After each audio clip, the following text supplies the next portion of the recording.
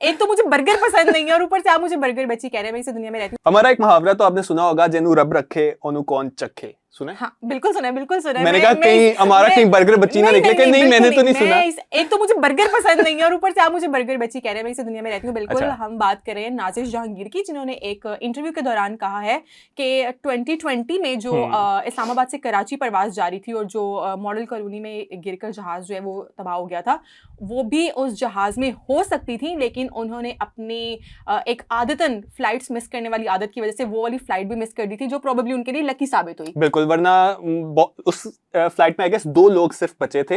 एक गवर्नर थे कोई बैंक के और इस तरह से बाकी तमाम लोग जो हैं वो उनकी डेथ हो गई थी। और ईद से तकरीबन 2 दिन पहले ये हादसा पेश आया था और एक बहुत ही अफसोसनाक खबर थी। और ईद का मौका था कि लोग अपने शहरों से अपने अपने घरों में जा रहे थे, तोहफे तहाइफ, और घर वालों को इंतजार होता है कि हमारे घर जो हैं वो आ रहे हैं, घर वाले आ रहे हैं, उनसे हम पता नहीं कितने अरसे बाद मिलने वाले हैं। तो नाजिश ने इस इंटरव्यू में बताया कि अक्सर औकात उनके साथ हो जाता है कि वो एयरपोर्ट पहुंचती हैं और उनकी फ्लाइट जो है वो मिस हो जाती है। और एक दफा तो उन्होंने बताया कि एक ही दिन में 6 फ्लाइट्स मिस हो गई थी। यार ये मतलब नाजिश, ये तो कोई लापरवाही की इंतहा हो गई। और या फिर अब मैं एक्चुअली सवाल मेरा ये है कि उसके ऊपर उनको रिफंड कितना हुआ है, बिकॉज पता नहीं रिफंड भी हुआ या नहीं। नहीं हुआ तो फिर पता चलता है कि भाई। अच्छा, मेरे कुछ दोस्त थे वो कराची से लाहौर ट्रैवल कर रहे थे, ठीक है। उनकी फर्स्ट फ्लाइट मिस हुई, वो लेट पहुंचे, गेट पे पहुंचे तो गेट क्लोज हो चुके थे, ठीक है। तो उन्होंने सेकंड फ्लाइट की टिकट्स करवा ली, 2-3 घंटे थे, तो उन्होंने कहा कि हम वेट करते हैं। उन्होंने कहा क्या घर जाएंगे, 2-3 घंटे। वो कराची मैकडॉनल्ड्स एयरपोर्ट के बिल्कुल पार्किंग में ही है, तो वो मैकडॉनल्ड्स चले गए। मैकडॉनल्ड्स खाते खाते उनकी दूसरी फ्लाइट भी एयरपोर्ट पे बैठे बैठे ही मिस हो गई।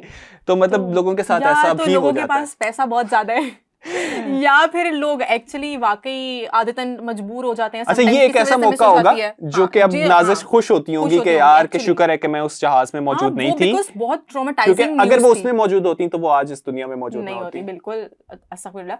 वो बहुत ही ट्रॉमेटाइजिंग न्यूज़ थी और ऑब्वियसली जिन लोगों के ऊपर गुजरी थी उन लोगों को पता है कि उन्होंने वो कैसे फेस किया होगा। जैसे यू सेड के ईद थी 2 दिन के बाद, तो आई गेस जब भी वो इस बारे में सोचती होंगी तो अपने आप को खुशकिस्मत कंसीडर करती होंगी और अल्लाह ताला का शुक्र भी अदा करती होंगी। और ये एक ऐसी एग्जांपल है कि जिसमें आप कहते हैं ना कि हर काम में कोई ना कोई बेहतरी होती है। एग्जैक्टली, बिल्कुल बेहतरी। उनका भी वक्त नहीं था, उन्होंने भी इस दुनिया में रहना था। लेकिन अपनी फ्लाइट्स आप ज्यादा मिस ना कीजिए क्योंकि ये एक दफा होता है, बार बार नहीं होता। तो इसलिए आप लोग कमेंट्स करके बताइएगा कि आप लोगों ने कभी फ्लाइट मिस की है और मैक्सिमम नंबर ऑफ फ्लाइट्स आप लोगों ने कितने मिस की हैं और कभी किसकी वजह से की है और कभी रिफंड हुआ है या नहीं हुआ।